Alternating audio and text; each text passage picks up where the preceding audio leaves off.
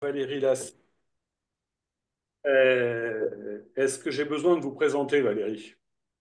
Vous êtes ambassadrice de l'Amiable, vous êtes médiatrice, vous êtes professeure agrégée à l'Université du Mans, vous avez participé à de nombreux colloques, vous avez dispensé des formations à l'ENEM, vous avez écrit un certain nombre d'articles, et je vais m'arrêter là car je pense que la matinale ne serait pas suffisante pour faire le tour de toutes Faire vos le activités. tour de toutes vos activités. Vous, il y a un bruit que Il y a un bruit là. Il y a de l'écho de nouveau. Coupez tous vos micros, s'il vous plaît. Ils sont coupés. J'ai coupé le mien aussi. Bon, excusez-moi alors. Vous êtes là aujourd'hui pour nous parler d'expertise médiation, l'articulation qu'il y a entre ces deux notions. La première question que j'aurais à vous poser concerne l'ordonnance 2 en 1 qui a pour vocation de désigner un expert judiciaire, un expert de justice, pardon, et un médiateur. Et une première question peut-être un peu provocante. Est-ce que vous ne trouvez pas ça un peu antinomique de désigner un expert judiciaire dont la désignation est susceptible d'appel et un médiateur dont la désignation s'impose aux parties dans la même décision? Vous souhaitez que je réponde à vos questions comme ça? De Moi, l'autre, on peut faire ça, on peut faire ça. Alors,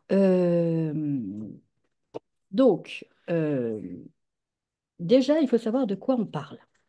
Il faut savoir de quoi on parle et je vais vous vous expliquer qu'en fait, là, la question que vous posez, elle porte sur la nomination simultanée d'un expert et d'un médiateur. Or, il y a quatre voies pour ce faire. La première voie, c'est le cas où le juge nomme un expert judiciaire et en même temps désigne un médiateur dans le cadre de l'article 127-1 qui doit avoir pour rôle d'informer, de donner une information sur l'objet et le déroulement de la médiation. Ça, c'est le premier cas. Donc, à ce moment-là, le médiateur qui doit donner cette information, ben, il y a deux possibilités. Soit les parties souhaitent une médiation, et dans ce cas-là, ben, il n'y aura pas d'expertise judiciaire. Soit les parties ne souhaitent pas de médiation, et dans ce cas-là, il y aura une expertise judiciaire. Ça a été j'ai eu un cas comme ceci. Il s'agissait d'une expertise judiciaire faite par un expert comptable. Il y avait un conflit d'associés, et donc les associés reprochaient des malversations au gérant. Et donc, on demandait voilà, un expert comptable, une expertise judiciaire. Et j'ai présenté la médiation et les parties n'ont pas souhaité partir en médiation, donc elles ont rejoint leur expert. Bon, ça, c'est le premier cas. Le deuxième cas, c'est lorsque le magistrat fait droit à la demande d'expertise judiciaire et en même temps désigne un médiateur. Ou bien le magistrat euh, fait, ordonne une expertise judiciaire et un autre magistrat ordonne une médiation, enfin désigne un médiateur dans le cadre d'une médiation judiciaire. Bon, personnellement, moi, je crois que j'ai eu que le deuxième cas, c'est-à-dire que ces deux magistrats différents, l'un a ordonné expertise judiciaire, il s'agissait je pense à ce dossier, c'était un contentieux de liquidation du régime matrimonial, donc l'expert judiciaire, en fait, c'était un notaire qui devait fixer la prestation compensatoire. Et moi, j'ai été désignée dans un dossier relatif à un conflit d'associés parce que les époux étaient associés dans plusieurs sociétés et il y avait un conflit de gouvernance. Donc, il n'avait absolument rien à voir avec la prestation compensatoire. La seule chose, c'est que ces gens divorçaient et que, voilà, il y avait d'un côté un expert et de l'autre côté un médiateur. Bah, dans ce cas-là, les parties étaient d'accord pour la médiation. Elles savaient très bien que dans le cadre de la médiation, même sur la gouvernance, elles pouvaient régler la question de la prestation compensatoire. Donc, bah, l'expert judiciaire n'a pas eu à faire son travail parce que la prestation compensatoire a été fixée dans le cadre de la médiation où on a tout réglé, les questions de société, les questions de prestation compensatoire, et puis d'autres questions annexes qui sont importantes dans un divorce. Voilà. Donc ça, c'est le deuxième et le troisième cas. Et puis le quatrième cas, c'est en matière publique, l'ordonnance mixte, désignation d'un expert et désignation d'un médiateur qui souvent en matière publique, est la même personne. Et donc, c'est le quatrième, la quatrième possibilité. On voit bien que ces différentes voies sont très différentes, en fait. Voilà, c'est des régimes différents. C'est le vrai critère de distinction, en fait, il n'y en a qu'un seul. C'est est-ce que l'expert et le médiateur sont la même personne ou ne sont pas la même personne. Voilà. Donc déjà, il faut bien savoir de quoi on parle. Et voilà, si c'est pas la même personne, en fait, il n'y a absolument pas de problème. Voilà. Alors, je réponds à ta question, Eric. Est-ce que c'est pas antinomique de désigner dans une même décision un expert susceptible, dont la décision susceptible d'appel et un médiateur? C'est une mesure d'administration judiciaire, donc ce n'est pas susceptible d'appel comme tout le monde le sait. À mes yeux, ce n'est pas antinomique, car c'est autonome. Précisément parce qu'une mesure d'administration judiciaire, c'est une mesure d'administration judiciaire. Comme c'est autonome, il n'y a pas de problème, à mon avis, théorique sur l'antinomie d'avoir dans la même décision ces deux éléments. Voilà. Par ailleurs, je comprends la raison de ta question, qui est de se dire finalement, on se retrouve avec dans les pattes un médiateur, donc peut-être on n'aurait pas souhaité avoir, notamment quand c'est le même médiateur. Je suppose que c'est ça ta question. Alors, pour y répondre, et faut tout simplement revenir aux fondamentaux, euh, les avocats ne sont jamais les parties, et donc les avocats ne sont jamais obligés de faire une médiation avec un avocat qui a été imposé, désigné par le magistrat. Ils peuvent toujours en changer. Donc, le cas échéant, si ça arrive que dans la même ordonnance, il y ait un expert qui est aussi médiateur, il suffit de dire au magistrat que les parties souhaitent un autre médiateur. Et le magistrat ne peut pas le refuser car la médiation repose sur un principe de liberté, de volonté, d'autonomie des parties. Et donc, ce n'est pas objectable. Voilà. La seule chose, c'est que les avocats ne doivent pas dire qu'ils ne souhaitent pas ce médiateur. Ils doivent dire que les parties souhaitent un autre médiateur. Une question diplomatique, parce que sinon, c'est pas, ça peut être mal reçu. Euh, J'aurais peut-être une question complémentaire. Dans le cadre de cette ordonnance mixte qui désigne à la fois l'expert et le médiateur, est-ce que tu pourrais nous expliquer comment les relations entre ces deux intervenants s'articulent? J'ai été dans un cas où je dois dire qu'il n'y avait aucune relation entre l'expert et moi-même. Chacun, on faisait notre boulot de notre côté sans concertation. Et la vraie question, c'est à quel moment, si les parties, après l'information, sont d'accord pour entrer en médiation, à quel moment la médiation doit commencer? Au départ, alors, même expertise, il y a des magistrats qui considèrent que c'est à partir de la première note de l'expert, ou est-ce que c'est au dépôt du rapport d'expertise ou à la note de synthèse de l'expert? Est-ce que tu pourrais nous apporter des éclaircissements? Point. oui, ma réponse, elle est très simple. C'est celle que je pratique et qui a toujours marché. La médiation doit commencer tout de suite. Pourquoi? Mais tout simplement parce que la médiation est beaucoup plus large que que l'expertise. L'expertise, elle concerne un point technique, un point factuel. La médiation concerne tout, des points juridiques, d'autres points, l'ensemble du conflit. Donc déjà, la portée, le périmètre ne sont pas les mêmes. Partant, le médiateur doit commencer tout de suite son expertise, sa médiation et réunir les parties. Et là, les gens et les avocats ne sont pas idiots, ils verront bien, ils sont logiques en fait. Il y aura trois possibilités en fait, hein. La première possibilité, c'est on se dira, mais en fait, il faut attendre l'expertise parce que sans cette expertise, ben, on ne peut rien faire. Mais là, les parties seront logiques et les avocats aussi. La deuxième possibilité, c'est de faire une expertise parallèle à la médiation, c'est-à-dire que pendant que l'un fait son travail, l'autre bah, avance dans la médiation parce que c'est complexe, parce qu'il faut faire parler les parties, parce qu'il y a beaucoup de sujets à traiter et donc il n'y a pas de collision, si vous voulez, entre les deux. Et la troisième possibilité, bah, c'est l'expertise est suspendue. C'est-à-dire qu'on sait que, en fait, si on règle la question avec la médiation, on n'aura pas besoin de l'expert. C'était mon cas, le cas que je vous ai présenté tout à l'heure, le cas de la liquidation du régime matrimonial. J'ai réglé la prestation compensatoire. Bah, l'expert était très content de ne pas avoir à faire ce... Enfin, je veux dire, en fait, je ne l'ai pas connu, cet expert, je ne l'ai pas rencontré, mais il savait très bien que je travaillais à côté, et il savait très bien que si ça marchait, il n'y aurait pas de travail à faire pour ce couple. C'est tout. Enfin, c'est très logique, en fait, hein. Et donc, vous avez trois possibilités. Soit vous attendez l'expertise, parce qu'en fait, sans expertise, on ne peut rien faire.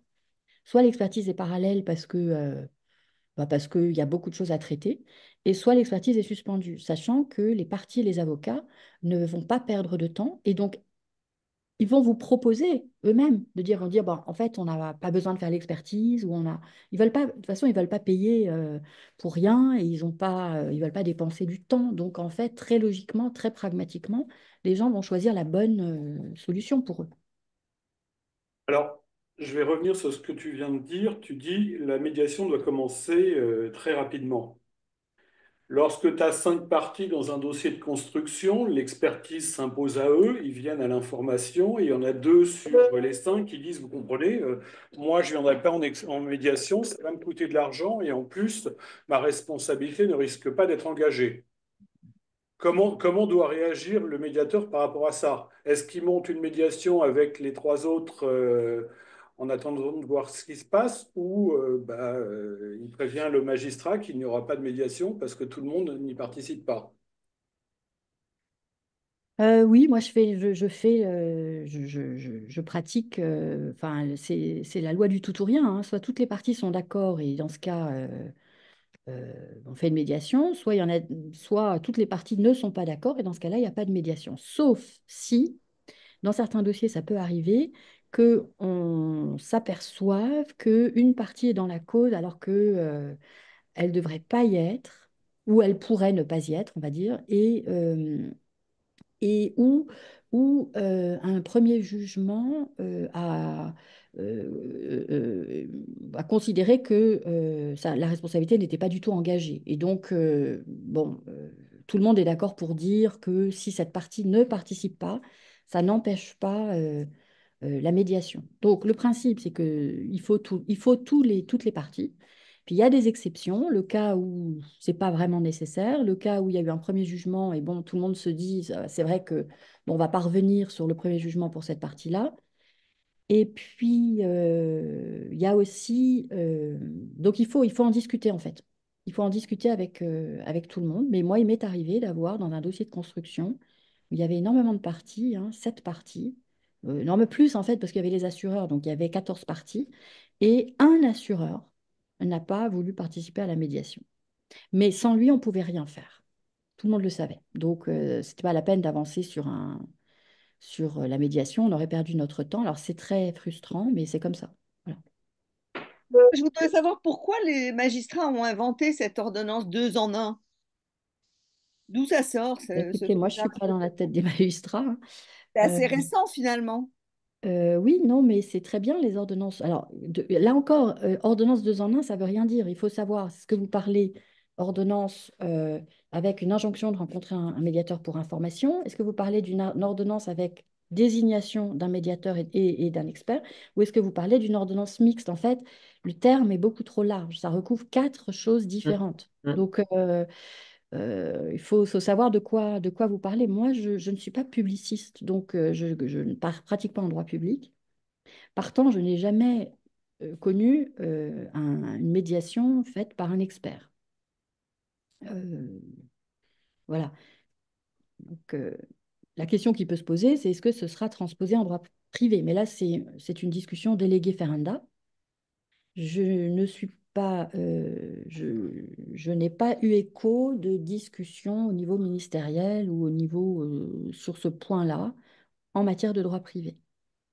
Sachant qu'en matière de droit public, il faut savoir que les juges en droit public sont beaucoup plus intrusifs à la fois dans la médiation et dans l'expertise. Donc c'est vraiment leur chose. En droit privé, l'expertise, c'est pas la chose du juge. En droit public, c'est la chose du juge. Donc ils ont un esprit, un état d'esprit beaucoup plus intrusif. Donc voilà, s'ils décident que le médiateur sera expert, ou vice-versa, bon bah c'est comme ça. Euh, je- pour rester sur le droit privé, si jamais ça vous arrivait, vous avez le droit de changer de médiateur. D'expert judiciaire, non, comme vous le savez, Mais de médiateur judiciaire, oui, il suffit tout simplement de pas payer vous dites à vos clients de ne pas payer la consignation, et puis vous envoyez un mot par le RPVA au magistrat en disant que les parties ne souhaitent pas de médiation avec ce médiateur, mais qu'elles se sont entendues sur un autre médiateur.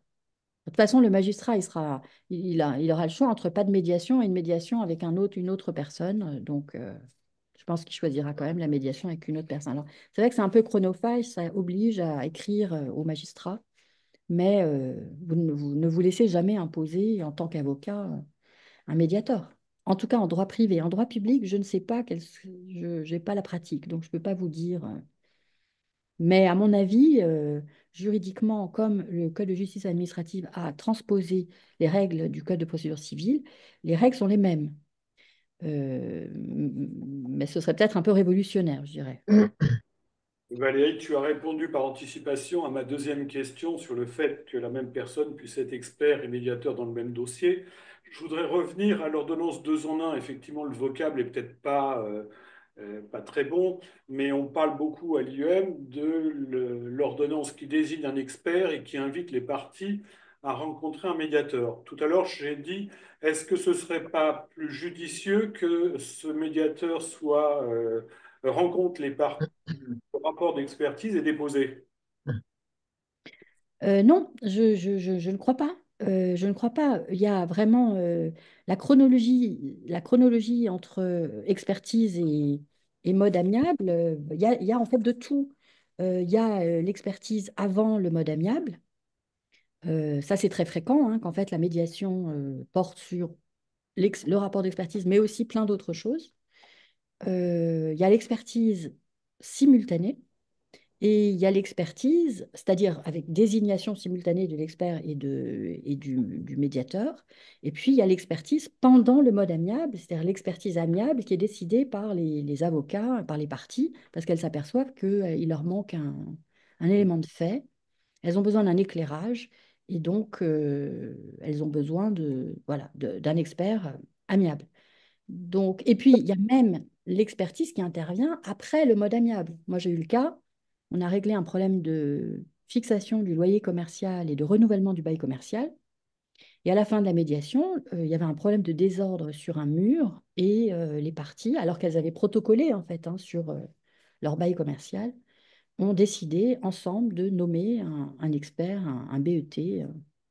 Donc, en fait, il y a toutes sortes de possibilités de faire intervenir l'expert avant, au seuil même de la désignation, pendant la médiation ou même après. Il n'y a pas de règle. Il y a pas de règle, ça va dépendre du dossier en fait, tout simplement. Il n'y a pas de raison d'attendre. S'il y a une raison d'attendre, bah, ce sera logiquement, ce sera logique en fait, ça va apparaître très logiquement. Et puis s'il n'y a pas de raison d'attendre, bah, il faut pas attendre pour commencer la médiation. Donc en fait, il n'y a pas de réponse théorique, il n'y a que de l'adaptation au cas. Mais les ordonnances que l'on reçoit euh, sont peut-être pas adaptées à chaque cas. Bah si, parce que vous faites ce que vous voulez dans la médiation. Le juge ne vous dit pas, ne vous dit, enfin, il vous laisse libre. Donc, vous rencontrez les parties tout de suite, le plus rapidement possible, pour voir qu'est-ce que c'est quel est le problème, quelle est l'expertise à faire, de quoi il s'agit. Et après, ensemble, avec les avocats, il faut déterminer une stratégie. Alors à ce moment-là, bah, peut-être que vous vous direz, bah, en fait, on veut voir l'expert parce que on veut voir le temps dont il aura besoin pour rendre son avis. Bah, là, vous pouvez organiser une réunion une réunion ensemble avec l'expert. Mais en tout cas, vous commencez tout de suite. Le seul problème que vous allez rencontrer, c'est la durée de la médiation qui est de 3 mois plus 3 mois à compter de la consignation. Mais à la fin de la durée de renouveler, bah, vous basculez en médiation conventionnelle. C'est de la cuisine contractuelle, donc ça coûte du temps, mais c'est pas difficile. Et tout le monde est d'accord parce que les gens, quand la médiation a commencé et que tout se passe bien, sont très contents de la continuer. J'aurais une dernière question à te poser. Tu l'as un peu évoqué. Il y a une médiation qui est Il y a un médiateur qui est désigné dans le cadre d'un dossier et en fait, pour régler un problème technique, il est décidé d'organiser une expertise au cours de cette médiation. Sous quelle forme on peut organiser cette expertise? Alors, bon, bah, s'il y a une médiation, le plus simple, hein, le plus simple, c'est de faire un avenant Alors, bah, il y a deux possibilités. Soit l'expertise, enfin, ce que tu appelles expertise, c'est simplement un technicien qui va venir sur site dans un litige de copropriété, par exemple l'architecte de la copropriété, pour dire son avis sur un mur, rassurer les gens, et dans ce cas-là, ce sera voilà, un avis oral et ça va se faire en contradictoire avec tout le monde sur site. Donc, bon, ça se passera comme ça. Soit c'est une véritable expertise. Alors, dans ce cas-là, il y a plusieurs choses à faire. Il y a d'abord déterminer le cadre de l'intervention de l'expert, donc le cadre de sa mission. Ensuite, il va falloir s'interroger sur la valeur probante de son avis. Et troisièmement, il faut s'interroger sur la confidentialité de l'avis de l'avis de l'expert. Alors, moi, ce que je favorise, hein, c'est un avenant au contrat de médiation dans lequel on va déterminer la mission du médiateur. Donc, pardon, la mission de l'expert. Donc, qu'est-ce qu'il va, ouais, qu'est-ce qu'il va faire en fait, hein, quel est son rôle, quelle est sa mission, jusqu'au détail, hein, la durée de sa mission, son coût, le partage du coût, les documents qu'il peut demander aux parties. Euh, et ce que je préconise aussi, parce que là, il y a une difficulté, puisque en médiation et en conciliation, nous n'avons pas de règles qui portent sur la valeur de l'expertise, la valeur probante de l'expertise et la confidentialité de l'expertise. Eh bien, moi, ce que je propose aux parties, c'est de renvoyer aux articles 1547 et suivants du Code de procédure civile, c'est-à-dire les articles sur la procédure participative, puisque en matière de procédure participative, le législateur a codifié l'expertise amiable et de façon très intéressante, très bonne. Donc en fait, comme tous les termes, si vous voulez, tout y est dans le Code de procédure civile, moi ce que je fais, c'est que je mets ces articles dans l'avenant de telle sorte que, enfin, je demande aux avocats si ça leur convient, de se placer sous le régime de la procédure participative. Sachant que dans le régime de la procédure participative, donc déjà, il y a tout, hein, si vous voulez, l'article 1547 nous dit, lorsque les parties envisagent de recourir à un technicien, elles le choisissent d'un commun accord et déterminent sa mission. 1547, la mission, bah, il commence ses opérations dès que les parties lui-même se sont accordées sur les termes de leur contrat, 1549. La mission peut être modifiée, évidemment, en fonction, 1550. Le Code rappelle aussi les règles d'intervention qui concernent sa déontologie, donc le devoir de conscience, de diligence, d'impartialité, le contradictoire. Le Code précise également dans l'article 1551 les relations entre le technicien et les parties. À l'article 1552, l'intégration d'un tiers dans la procédure d'expertise. Et les articles 1553 à 1554, les règles d'élaboration et de communication de son rapport, sachant que pour la valeur du rapport, donc c'est l'article 1554 qui dispose, et ça c'est l'article le plus intéressant en fait, à l'issue des opérations, le technicien remet un rapport écrit aux parties et le cas échéant au tiers intervenant, le rapport à valeur d'expertise judiciaire. Donc, dans la procédure participative, on a donc une règle qui nous dit le rapport à valeur d'expertise judiciaire. Ce dont on déduit aussi que le rapport n'est pas confidentiel, parce que si la valeur d'expertise judiciaire, c'est qu'il n'est pas confidentiel. Donc, voilà, ça c'est le régime, si vous voulez, de l'expertise amiable dans la procédure participative. Donc, en médiation, comme on n'a pas de règles, bah, la possibilité, parce que c'est du contrat en fait, hein, il n'y a pas de disposition d'ordre public, donc vous faites ce que vous voulez, eh bien, vous pouvez tout à fait renvoyer dans un avenant au contrat de médiation à ces dispositions. Par contre, il faut bien sûr demander aux parties si elles sont d'accord pour que l'expertise ait valeur d'expertise judiciaire et ne soit pas confidentielle.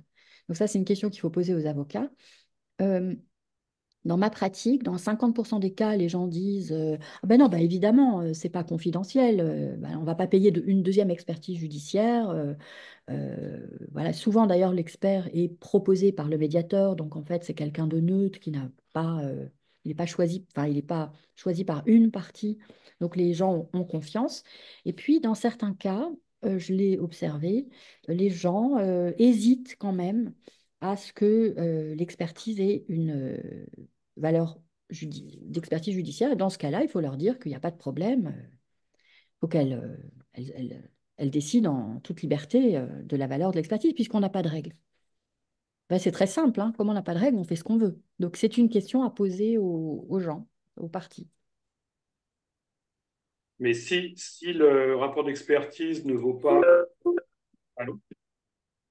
Si le rapport d'expertise n'a pas la valeur enfin, le rapport de cet expert, pardon, n'a pas la valeur d'une expertise judiciaire, ça veut dire qu'ils doivent recommencer. Ouais. La médiation échouait. Donc, c'est un Mm. coup pour les parties. Donc, je pense que le côté contraignant du rapport d'expertise paraît une bonne solution. Absolument. Non, non, tu as raison. Mais on peut rencontrer des réticences, je l'ai observé. Mais je suis d'accord, c'est dommage de doubler une expertise. C'est coûteux quand même. Donc, Ah, il y a peut-être des gens qui veulent cette expertise, mais un peu comme au poker, pour oui, voir ce qui va se passer. parfois. Oui. Mais c'est pas forcément intéressant et ça permet pas de faire avancer les choses correctement. Merci Valérie pour ces explications très claires. On va passer aux questions. Donc, comme habituellement, c'est Jocelyne qui va poser les questions. On a un certain nombre de questions qui ont déjà été posées. Jocelyne, je te laisse la parole.